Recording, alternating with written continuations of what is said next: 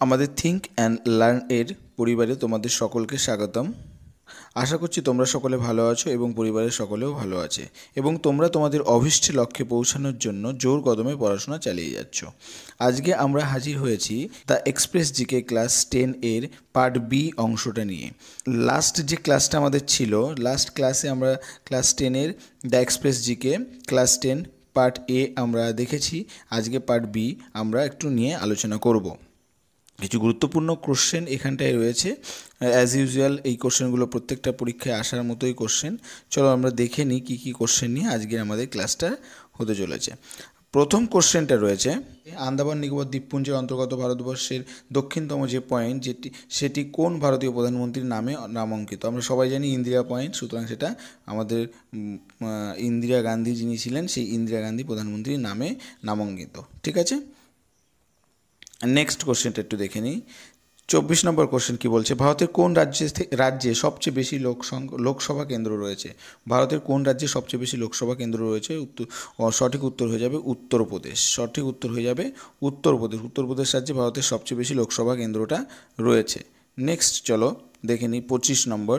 বলছে রামায়ণের কোন চরিত্র গন্ধমাদন পর্বত তুলেছিল? এটা সবাই জানি, রামায়ণের কোন চরিত্র গন্ধমাদন তুলেছিল? রাবণ তো মোটেই তোলেনি, বালি হবে না, অঙ্গদ হবে না, একমাত্র আমার হনুমান দাদা অর্থাৎ হনুমানজি। হনুমানের একমাত্র চরিত্র দেখেছি যে রামায়ণের গন্ধমাদব পর্বতটি তুলেছিল। নেক্সট কোশ্চেন বলছি, শিকাগোতে কে তার বিখ্যাত বক্তৃতা শুরু করেছিলেন? Sisters and brothers of America সম্ভাষণ দিয়ে।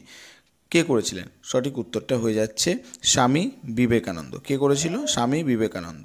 আচ্ছা, স্বামী বিবেকানন্দের জন্ম কত? 1863 খ্রিস্টাব্দে। স্বামী বিবেকানন্দের জন্ম ছিল 1863 খ্রিস্টাব্দে এবং তিনি পরলোক গমন করেছিলেন 1902 খ্রিস্টাব্দে। ঠিক আছে, আর শিকাগোর ধর্ম সম্মেলনটা হয়েছিল 1893 সালের 11ই সেপ্টেম্বরে শুরু হয়েছিল, 27শে সেপ্টেম্বর পর্যন্ত চলেছিল।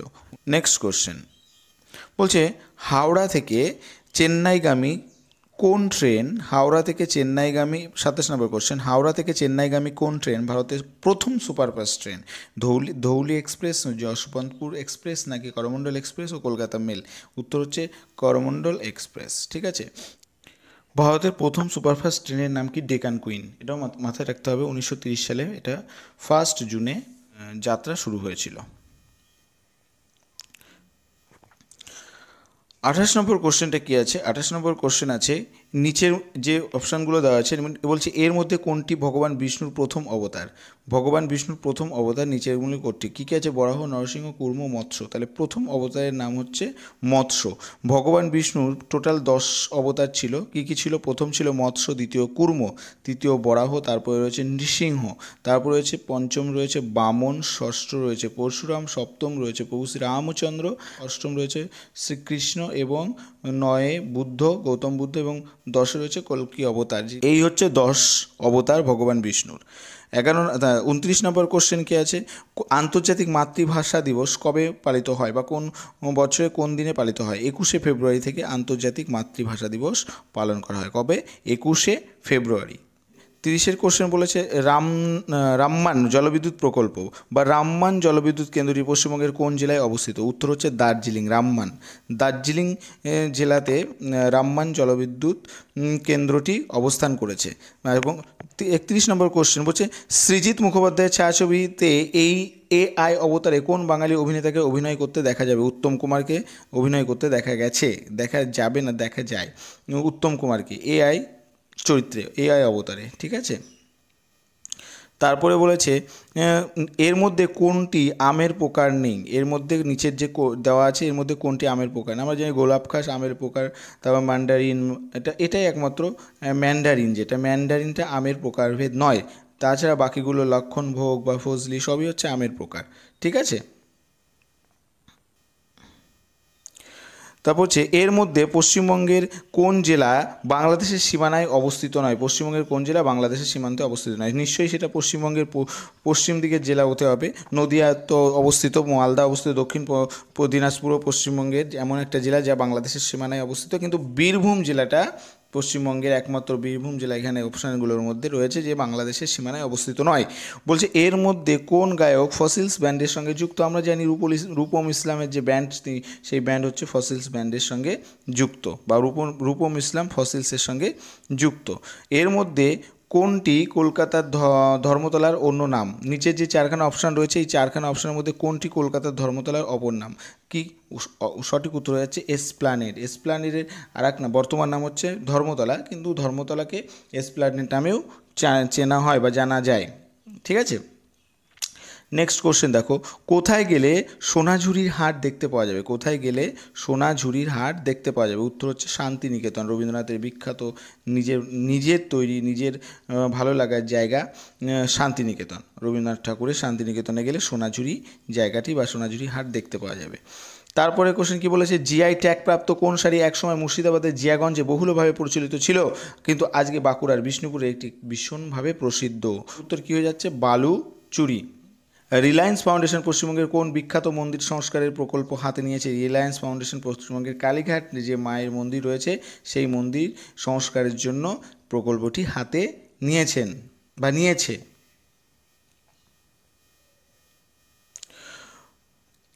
পরে কোশ্চেন 39 নম্বর কোশ্চেন, কনেডোবা গ্রামের মহিলাদের নিয়ে হাজারিবাগের বিখ্যাত সোহরাই শিল্পকলা তৈরি হয়েছে পশ্চিমবঙ্গে। কনেডোবা কোন জেলার অন্তর্গত একটা জেলা? উত্তর হচ্ছে ঝাড়গ্রামের অন্তর্গত একটা জেলা হচ্ছে কনেডোবা। ঠিক আছে, নেক্সট পরের কোশ্চেনটা আমরা একটু দেখে নিই। এটা খুব ইম্পর্টেন্ট একটা কোশ্চেন। কৃষিক্ষেত্রে রবীন্দ্রনাথ ঠাকুরের অবদানের কথা মাথায় রেখে একটি নতুন আবিষ্কৃত ব্যাকটেরিয়ার নাম দেওয়া হয়েছে প্যান্টোইয়া টেগোরি। কী নাম দেওয়া হয়েছে? প্যান্টোইয়া টেগোরি। কোন বিশ্ববিদ্যালয়ের গবেষকরা সম্প্রতি এই ব্যাকটেরিয়া আবিষ্কার করলেন? এটা হচ্ছে সঠিক উত্তর হয়ে যাচ্ছে বিশ্বভারতী।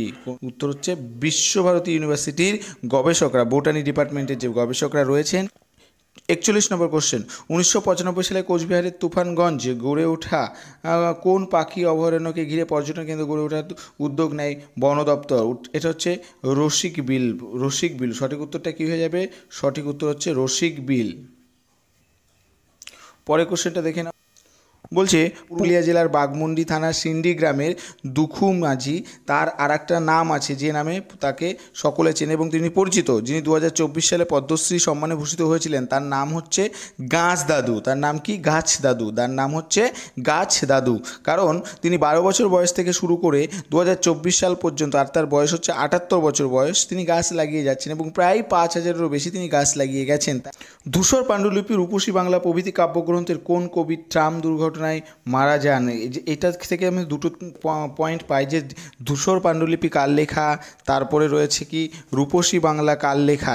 যাই হোক, ধূসর পাণ্ডুলিপি এবং রূপসী বাংলা বিখ্যাত কাব্যগ্রন্থ। রূপসী বাংলা, বাংলার মুখ আমি দেখিয়াছি তাই পৃথিবীর রূপ খুঁজিতে যাই না। আর এই রূপসী বাংলা কাব্যগ্রন্থের কোন কবি ট্রাম দুর্ঘটনায় মারা যান? সঠিক উত্তর হয়ে যাচ্ছে জীবনানন্দ দাশ। তিনি ছিলেন জীবনানন্দ দাশ। 1954 সালের 14ই অক্টোবর ট্রাম দুর্ঘটনা হয়েছিল, 22শে অক্টোবরে তিনি মারা গেছিলেন। নেক্সট কোশ্চেন বলেছে 44 দাগের কোশ্চেন কি বলেছে? 44 রয়েছে, সাধারণত কোন ঋতুতে বাংলায় শিউলি ফুল ফোটে? আমরা সবাই জানি বাংলায় শিউলি ফুল ফোটে সাধারণত শরৎ ঋতুতে। শরৎ ঋতুরই ফুল হচ্ছে শিউলি ফুল। শরৎ ঋতুর ফুল হচ্ছে শিউলি ফুল। ঠিক আছে, পরের কোশ্চেন দেখে নাও।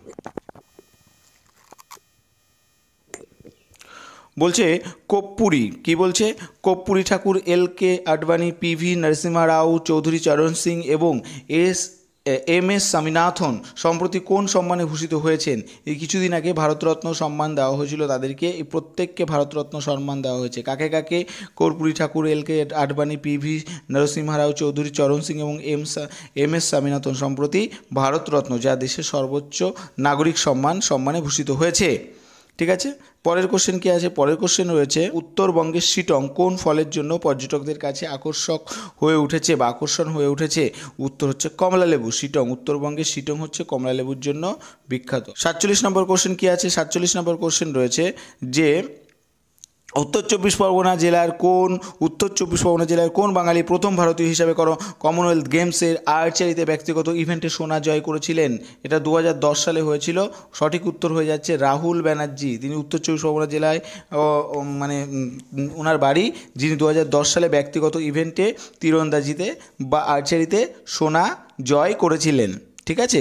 48 নম্বর কোশ্চেন কি বলেছে? 48 নম্বর কোশ্চেন বলেছে ঊনবিংশ শতকে শুরুর দিকে সাহেবান বাগিচা নামে পরিচিত স্থানটি যদি আমরা দেখতে যাই তাহলে বর্তমানে সেখানে কি দেখতে পাবো? আগে কি ছিল? সেই জায়গার নাম ছিল সাহেবান বাগান, সাহেবান বাগিচা। আগে ছিল সাহেবান বাগিচা, এখন সেই জায়গাটার নাম কি? সঠিক উত্তর হয়ে যাবে দক্ষিণেশ্বর কালী মন্দির। কি হয়ে যাবে? দক্ষিণেশ্বর ভবতারিণী মায়ের কালী মন্দির। ঠিক আছে। এই মন্দিরটির আগের নাম ছিল সাহেবান বাগিচা। ঠিক আছে, সাহেবান বাগিচা। বিশাল মন্দিরের কমপ্লেক্সটি কত সালে? 1800। এই যে সাহেবান বাগিচা বিশাল যে মন্দিরটা 1847 সাল থেকে 1855 সালের মধ্যে এই সাহেবান বাগিচাতে এই মন্দিরটার নির্মাণ কার্য চলেছিল। ঠিক আছে। পরের কোশ্চেনটা একটু দেখে নেওয়া যাক। বলেছে 1875 সালে নৈহাটিতে জন্মগ্রহণ করা একজন বিখ্যাত বিপ্লবী বা স্বাধীনতাকামী নাম প্রমথনাথ মিত্র। তিনি কোন সংগঠনের প্রতিষ্ঠাতা ছিলেন? এখানে সঠিক উত্তর হয়ে যাবে অনুশীলন সংঘ। 1902 সালে এটা 24শে মার্চ গঠিত হয়েছিল। অনুশীলন নামে যে সমিতি তৈরি হয়েছিল, সেই বৈপ্লবিক সংগঠনের প্রতিষ্ঠাতা ছিল কে? প্রমথনাথ মিত্র। তিনি নৈহাটিতে জন্মগ্রহণ করেছিলেন। প্রমথনাথ PN মিত্র যেটাকে বলা হয়, এবং তার সঙ্গে ছিল সতীশচন্দ্র বসু। ঠিক আছে। পরের কোশ্চেন কি আছে দেখে নিই। লাস্ট কোশ্চেন আজকের। 1943 সাল থেকে 1949 সাল পর্যন্ত ইছাপুর বন্দুক কারখানার বিখ্যাত, আজকে এই বন্দুক কারখানায় অনেকেই চাকরি করে, ইছাপুর গান ফ্যাক্টরি। সেই ইছাপুর বন্দুক কারখানায় কোন বিখ্যাত বাঙালি ঔপন্যাসিক কর্মরত ছিলেন? সঠিক উত্তর হয়েছে সমরেশ বসু, যার ডাকনাম বা ছদ্মনাম কালকুট। সমরেশ বসুর ছদ্মনাম। ঠিক আছে। তিনিও এই ইছাপুর গান ফ্যাক্টরিতে চাকরি করেছেন। তো আজকের ছিল আমাদের এই ক্লাস। যদি ক্লাসটি তোমাদেরকে সত্যিই ভালো লেগে থাকে তাহলে অবশ্যই লাইক, শেয়ার এবং কমেন্ট করে দিও। আর আমাদের এই চ্যানেলে যারা নতুন এসেছো তাদেরকে বলবো তোমরা চ্যানেলটা সাবস্ক্রাইব করে পাশে থাকা বেল আইকনটি প্রেস করে রেখো, যাতে নতুন ভিডিও সরাসরি তোমাদের কাছে চলে যেতে পারে। আর ক্লাসে থাকার জন্য তোমাদের সকলকে অসংখ্য ধন্যবাদ। তোমরা আমাদের পাশে থেকো, আমাদেরকে সহযোগিতা করো। আমাদের থিঙ্ক অ্যান্ড লার্ন পরিবার তোমাদেরকে সহযোগিতা করে যাবে যতটা পারবে। তোমরা অবশ্যই এই পরিবার থেকে উপকৃত হবে এই আশা রাখি। অবশ্যই তোমাদের সহযোগিতা আমরা কামনা করি। ধন্যবাদ।